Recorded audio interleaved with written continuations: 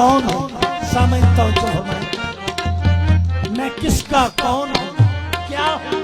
नकीरों पूछते क्या हूँ, बुरा हूँ या के अच्छा? नकीरों